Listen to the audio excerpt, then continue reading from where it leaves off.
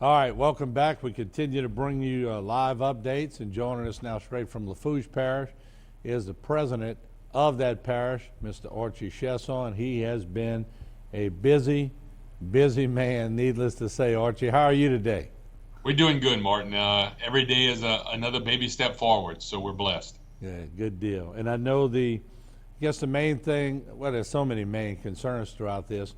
The governor's touching down. He's going to be going through different parts, I would assume, Lafourche and Terrebonne Parish. But how are we doing on energy right now and power? So we're getting there. A little bit more. Thibodeau came up yesterday, sort of down toward Lafourche Crossing. So like crossing north, some of those neighborhoods along LA1 have power. We just got a text from Energy about 20 minutes ago that part of Central Lafourche will get power in about 2 to 3 hours. We were hoping it would get here yesterday, but they were trying to tie up some loose ends, so that's going to happen today. That'll power everything from a little bit north of Highway 90 all the way to right before the town of Lockport, hopefully, with the lines that they've been working there. It'll make St. Anne come on power. It will also make our building here, our Emergency Operations Center, come up on permanent power so we can get off of generator power as well. The north water plant for the parish and also the city of Thibodeau's water plant got back on permanent power yesterday.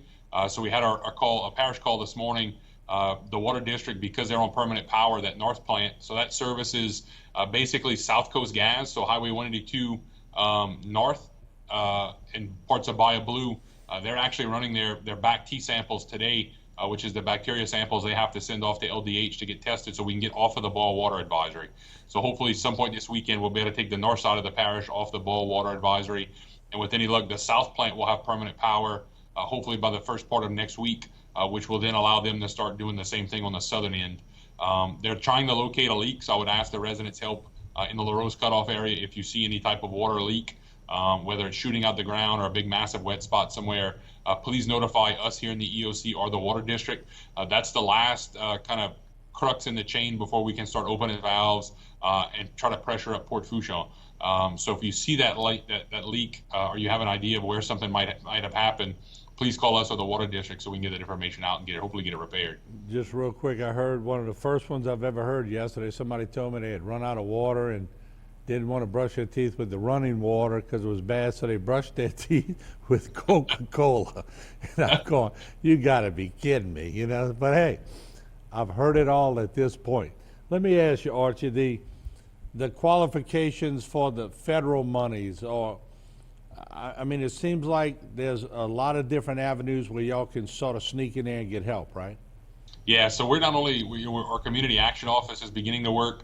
We have the regular CSBG funding that we use for low-income assistance has been cleared for disaster relief. So we're actually using some of those dollars to purchase commodities and supplies that we're going to be able to hand out to the community.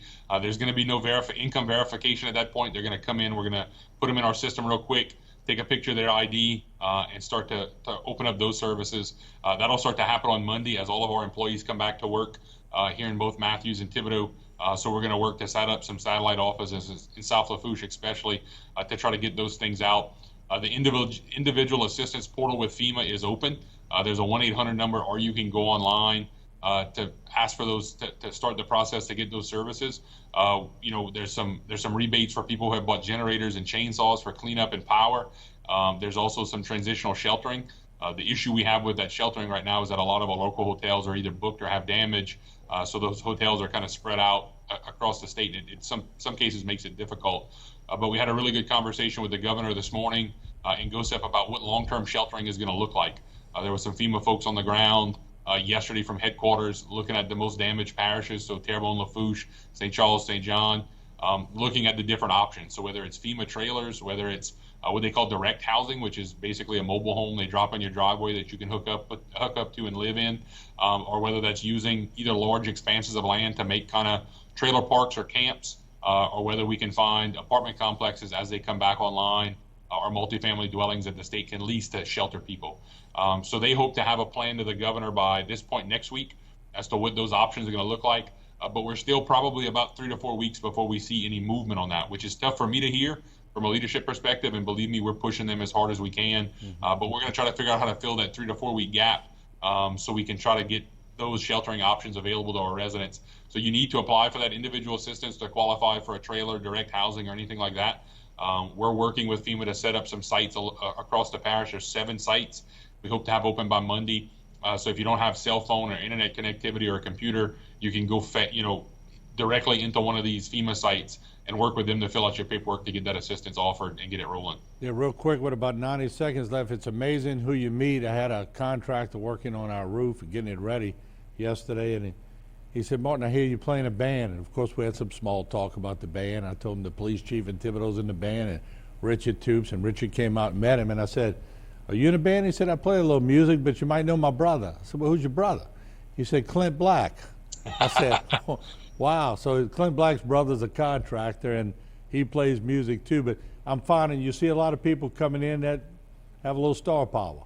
No doubt. Look, and I can't say enough for all the people who have come in, whether it's the 800 National Guard guys, whether it's the 1,000 or so linemen we have on the ground here in Lafourche, whether it's the folks from Catholic Charities, whether it's the folks from Bless Your Heart. We've had a ton of people fly stuff into the airport in Galliano that has been nonprofit related. I mean, it's been wonderful to see, and it surely shows how, even though we have the devastation we have, how blessed our community is with the people who come in to help us. Yeah, thank you a lot. We also had Master P in Terrebonne Parish. Nice guy, man. I met him for the first time, interviewed him yesterday. But thank you, Archie, for what you continue to do. We're going to continue to get these daily updates, and hope to see you in person soon. Keep the faith, Martin. Thanks. All right, there you go. Archie Chesson, the parish president of Lafourche Parish. We'll have a lot more. Don't go away.